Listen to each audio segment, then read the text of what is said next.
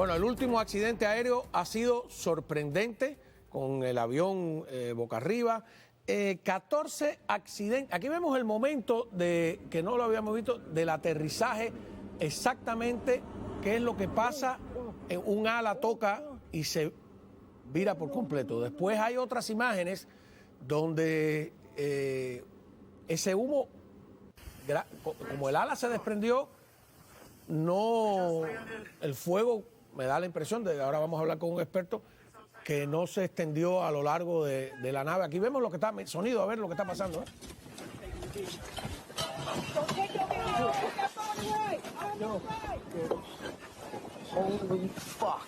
Es tremendo. Bueno, ahí empieza el hombre, dice, es asombroso que se hayan salvado. Hacemos contacto con Oscar García, que es experto en seguridad aérea. Muy buenas noches. Muy buenas noches, Juan Manuel. A ver, tengo aquí una lista de 14 accidentes, no todos en Estados Unidos ni con aeronaves norteamericanas, pero voy a mencionarle algunas de las que involucran a naves o aeropuertos norteamericanos. Unos pequeños, el 2 de enero mismo hubo una avioneta monomotor que impactó contra el techo de un almacén de muebles en California. El 10 de enero un avión Cessna, bueno, pero eso fue en Colombia. Tenemos en Washington el accidente más grave de todos, ¿no? De los últimos 17 años, 67 pasajeros, 4 tripulantes del vuelo 5342 muertos junto con 3 militares en el choque con el helicóptero. El 5 de febrero un avión japonés de la aerolínea japonesa contra la parte trasera de una aeronave de Delta Airlines estacionada en el aeropuerto de Seattle. También aquí en Estados Unidos, 2 jets privados el 10 de febrero chocaron en el aeropuerto, en un aeropuerto de Arizona, una persona murió. El 17, que acabamos de ver, el de Delta Airlines, procedente de Minneapolis, se estrelló cuando aterrizaba en Toronto, que por cierto es con 80 personas a bordo, es uno de los aeropuertos más transitados. ¿Qué está pasando, Oscar? Bueno, Juan Manuel, mira, y además de esos hay 2 accidentes más, uno en Taiwán de un 737 y otro cerca de Rusia con un avión regional también. Efectivamente, tenemos que prestar atención al número de accidentes. Es un momento donde se está dando una estadística demasiado elevada.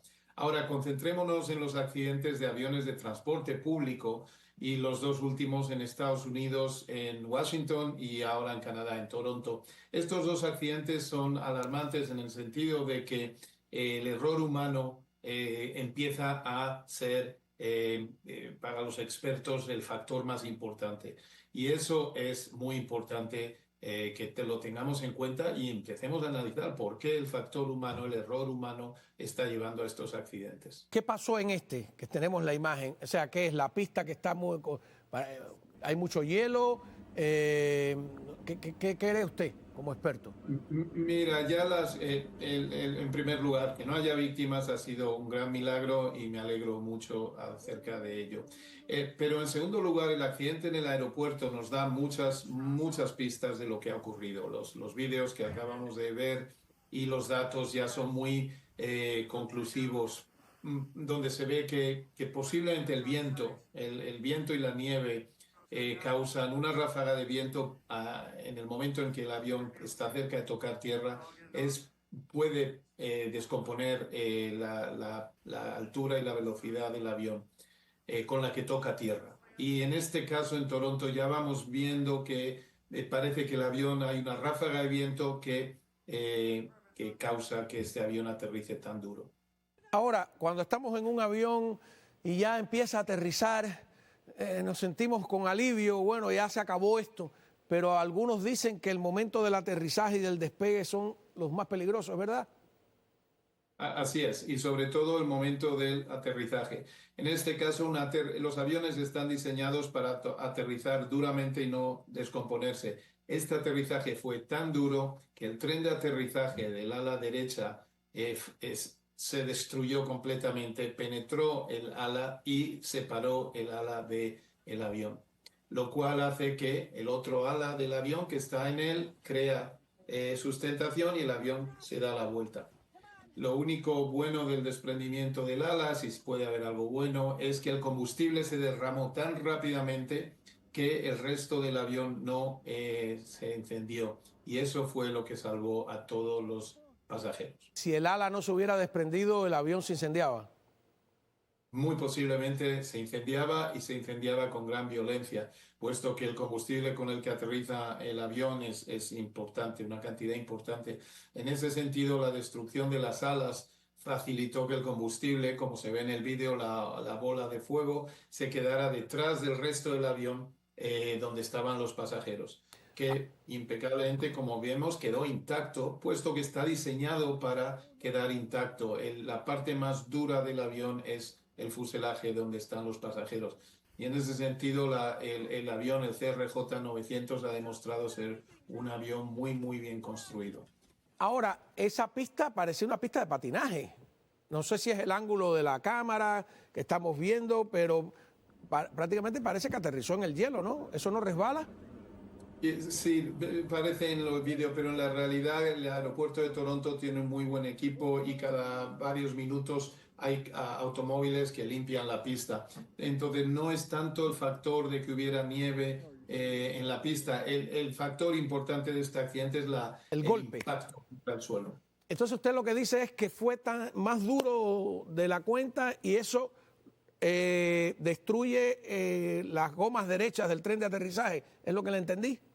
Sí, destruye el tren de aterrizaje y la pata del tren de aterrizaje penetra el ala y rompe la estructura del ala y el ala se separa. En ese momento el avión se vira, el ala toca el suelo y ya se acaba de separar del avión. Pero sin duda vemos que la causa de este accidente es el fallo de los pilotos de no controlar el descenso para tocar tierra suavemente. El avión está fuera de control en el momento que toca tierra. Y con toda la tecnología, no supuestamente ahora hay que te van diciendo exactamente pie a pie cuánto llevas de velocidad, cómo no puedes ver que está más rápido de lo... Exacto. Eso es lo que vamos a investigar en la causa del accidente. En mi opinión, lo que ocurre es que una ráfaga de viento que acompañaba al avión hasta cerca del suelo desaparece repentinamente. Los pilotos se encuentran inmediatamente muy cerca del suelo sin velocidad y el avión cae como un ladrillo. En teoría, en condiciones de viento con ráfagas como la que había en Toronto, los pilotos deberían aumentar la velocidad de aterrizaje en un número igual que la ráfaga. De tal manera que si la ráfaga desaparece, el avión sigue con su velocidad. Parece ser que el avión no había calculado la velocidad de la ráfaga de viento que perdió y en ese momento el avión cae como un ladrillo. ¿De cuántos detalles depende, ¿no? un aterrizaje? ¿Es verdad que tienes que despegar y aterrizar siempre en contra del viento? Siempre en contra del viento. Y si hay ráfagas, y esto es lo importante, Juan Manuel, cuando hay ráfagas de viento hay que aumentar esa velocidad por si acaso la ráfaga desaparece y que el avión siga volando. Si los pilotos no han considerado esa ráfaga en su velocidad, cuando la ráfaga de viento desaparece, el avión se pierde la sin sustentación. Exactamente. Es tremendo, ¿no? Y si el viento, que en todos los aeropuertos que hay pistas en todas las direcciones, si el viento en vez de estar de frente está de lado, ¿qué haces? El viento de lado tiene una técnica que no tiene que ser ningún problema ni ningún peligro, siempre que sea una cantidad de viento que el avión pueda acometer. Y en Toronto ese factor no fue importante. El factor ráfaga es un factor muy, muy crítico que puede poner en peligro el aterrizaje, como hemos visto. Los detalles ya van apuntando en esa dirección, Juan Manuel, que el avión perdió sustentación por una ráfaga tan nunca se puede aterrizar en piloto automático. O sea, ¿existe aterrizaje mecánico? Hay aviones que tienen la capacidad de aterrizaje automático, se llama Autoland. No creo que el CRJ-900, este avión, tenga esa capacidad. Por tanto, los pilotos tienen que manualmente controlar el avión. Pero sí existe. Sí existe en ciertos aviones. ¿Y es confiable? ¿Es confiable? Es un sistema muy, muy complejo. ¿Se arriesgaría usted como piloto a dejarlo en automático en vez de tener usted el control? Yo lo he hecho en varias ocasiones en aviones más grandes, Boeing 747 y 777, aterrizajes automáticos que suelen ser cuando la visibilidad es nula, es decir, cuando el piloto no puede ver la pista, el avión aterriza automáticamente. Suele ser en aviones de mayor tamaño que los aviones regionales. Muy bien, bueno, vamos a una pausa, si me lo permite. Cuando regresemos, entonces, eso estamos explicando lo que ocurrió en Toronto, pero ¿y los demás accidentes que hay en torno a todo este debate sobre que no tenemos suficientes personal en las torres de control o las personas verdaderamente capacitadas, que se ha convertido en un debate político? Cuando regresemos hablando con Oscar García, experto en seguridad aérea. Bueno, muy bien, hablábamos 14 accidentes aéreos en mes y medio, el primero el mismo 2 de enero, precisamente en California. Nos vamos a Los Ángeles, donde está Oscar García, experto en seguridad aérea.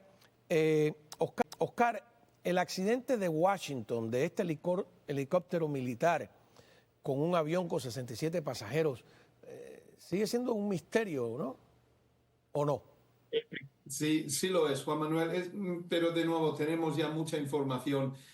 Lo que apunta al accidente es a un error humano. La maquinaria, los aviones, el helicóptero, el avión estaba en perfecto estado. Entonces ya vamos apuntando al error humano. Y como bien decías antes, lo que estamos viendo en estadísticas es que el error humano empieza a ser el factor más importante. Y esto nos lleva a ver la experiencia y la fatiga y los factores que influyen a un piloto y a un controlador a desempeñar su trabajo. Nos vamos a concentrar en ese tipo de investigación porque en el accidente de Toronto también se ve un avión que parece que está en perfectas condiciones físicas y es el factor humano el que lo lleva al accidente. ¿Por qué? Hay una teoría de que después del COVID abandonaron sus puestos de trabajo muchos pilotos y controladores con alta experiencia y los sustitutos tienen menos experiencia. No estoy concluyendo nada, pero sí estoy diciendo que hay que prestar atención al factor humano. De todas maneras, unos pilotos militares con un helicóptero que está destinado a hacer incluso maniobras complicadas, ¿eso no lo hace más extraño? Sí, lo hace y sobre todo en el espacio aéreo de Washington, que es el más controlado, donde los controladores no pueden permitir que un avión o un helicóptero se separe un milímetro de su ruta. Entonces, el factor humano ahí influye la complacencia, lo que se llama cuando has hecho la misma operación muchas veces como piloto o como controlador, hay momentos en los que uno espera que las cosas ocurran como han ocurrido siempre. Se llama complacencia de seguridad. Y ese es el factor que tenemos que mirar. Tenemos que mirar que pilotos y controladores nunca dejen y bajen su guardia con lo que pueden ser riesgos. El accidente de Washington demuestra que tanto pilotos como controladores a esa hora de la noche, en ese momento, en esa circunstancia, puede ser que asumieran un nivel de seguridad que no era el correcto y de hecho el accidente. Ahora, usted habla de complacencia y yo recuerdo precisamente en California el accidente del helicóptero del famosísimo basquetbolista de Los Ángeles Lakers, Kobe Bryant, que aparentemente había una orden de que no se podía salir por condiciones del tiempo y a él, o porque era una estrella, o porque tenía las conexiones, o no sé por qué, se le permitió volar, ¿no? Y yo estaba viendo en la lista que hay muchísimos accidentes de estos 14 que son naves pequeñas, y me pregunto, ahora nos estamos fijando, pero ¿cuántos accidentes? Avión Cessna, avioneta monomotor, aquí veo también en distintos países. ¿Cuán peligrosos son esos vuelos de aviones pequeños que salen incluso de áreas reservadas de los aeropuertos, etcétera? Hay una distinción muy importante, Juan Manuel, que es la aviación comercial y la aviación no comercial. El nivel de seguridad de la aviación comercial, donde volamos todos con las líneas aéreas, es el más alto. Pero la aviación no comercial, puesto que los propietarios de aviones y helicópteros son pilotos no necesariamente comerciales y operaciones de vuelo privadas, tienen un nivel de seguridad más bajo. Los accidentes que has mencionado de aviación no comercial realmente no llaman tanto la atención porque los ha habido siempre y ocurren desgraciadamente más a menudo de lo que uno piensa, pero hoy con la tecnología y los vídeos y los teléfonos se saben todos. Pero esa estadística no me preocupa tanto porque ha existido siempre. La que me preocupa es la estadística de la aviación comercial, donde en este año hemos visto en Estados Unidos 2 accidentes fatales y llevábamos casi una década sin ningún solo accidente con víctimas. Afortunadamente en Toronto no ha habido víctimas, pero ha sido básicamente un milagro. Tenemos que ver qué está pasando con la experiencia en las cabinas de pilotos y en las torres de control y sobre todo a asegurarnos de que no caen en complacencia, sobre todo personal que no tiene tanta experiencia como el que dejó sus puestos después del COVID. Yo estuve revisando los últimos 15 años de la aviación y el número de naves en el aire ha crecido exponencialmente. Pasa igual que en una carretera, que a más aviones en el aire, más posibilidades por ley de probabilidades de accidentes, sobre todo cuando van aterrizando o despegando.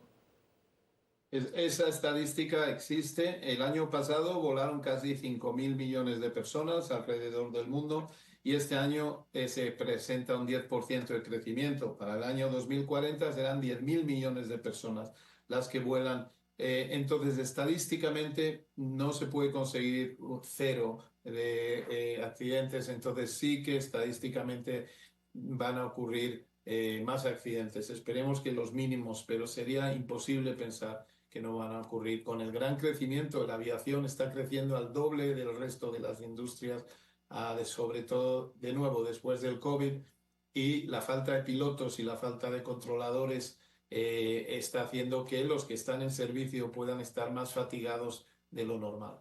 Y también que esté ocurriendo en Estados Unidos o en países desarrollados, porque uno podría decir, cada vez más países subdesarrollados o en vías de desarrollo se incorporan a la aviación, tienen aerolíneas nacionales, pero no. Por ejemplo, tú revisas aerolíneas argentinas, en las que yo he volado, me ha parecido un desastre, los aviones nunca están puntuales, es mi experiencia. Sin embargo, cuando buscas no tienen prácticamente accidentes. Y entonces que eso se produzca en el primer mundo, no sé cómo lo ve usted. Sí, realmente es muy alarmante que en el primer trimestre del año hayamos tenido estos 2 accidentes. Todos los expertos se lanzan a la investigación yo creo que el factor humano, que es en los 2 casos lo que ha ocurrido, y va a haber consecuencias y conclusiones importantes al respecto del final de las investigaciones, puesto que el factor humano va a ser la clave para que no ocurran estos accidentes, ya sea entrenando a más pilotos, ya sea entrenando a más controladores y sobre todo lo importante es que los pilotos y los controladores den la talla y el estándar a la hora de ser contratados, entrenados y puestos en servicio. Hay que analizar después del COVID lo que ha ocurrido. Por ejemplo, si no había suficientes pilotos y se ha contratado pilotos con menos habilidad de lo que normalmente solía ser. No digo que esta conclusión sea correcta, pero hay que estudiarla, porque cuando los accidentes son factor humano tan claramente, hay una causa raíz que tenemos que analizar.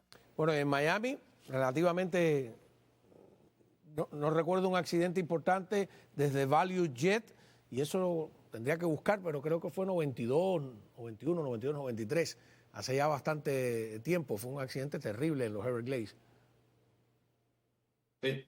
Y recuerden que en Estados Unidos en las últimas décadas solo hubo un accidente donde falleció una persona en un fallo de motor de un avión de Southwest, una pieza entró en la cabina, pero el avión aterrizó.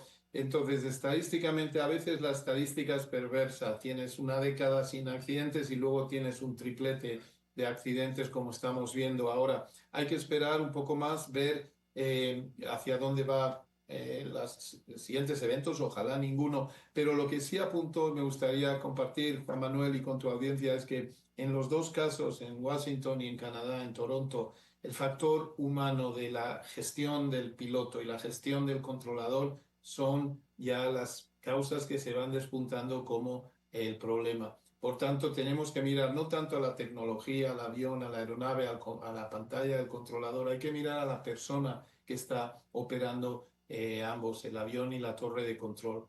Y eso es a veces más difícil de determinar. controlar y de mejorar que la tecnología. Pues nada, pues muchísimas gracias, Oscar García, experto en seguridad aérea desde la ciudad de Los Ángeles, en California. Nos vamos a una pausa.